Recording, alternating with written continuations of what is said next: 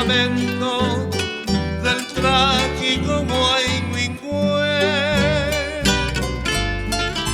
Agua vamos a pensar sin hallar ningún consuelo en mis noches de desvelo de dejarse abandonar.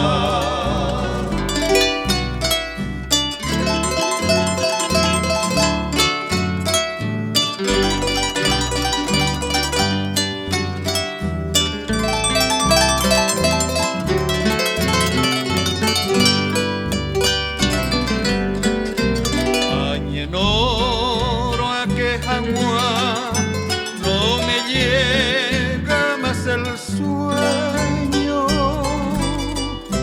es en vano todo empeño, ambos motivos cerezar.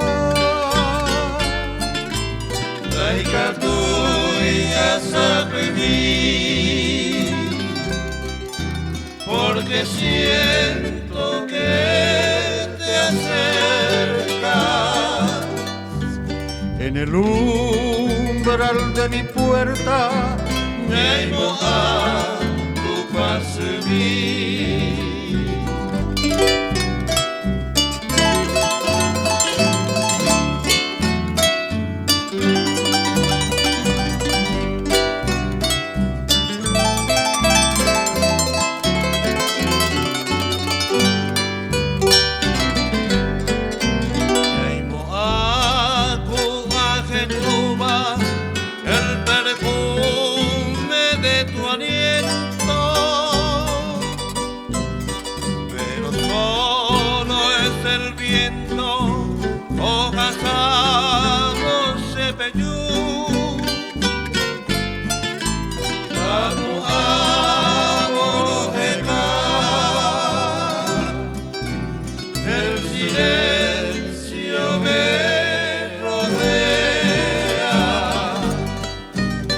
El cielo parpadea, lucero con embotar.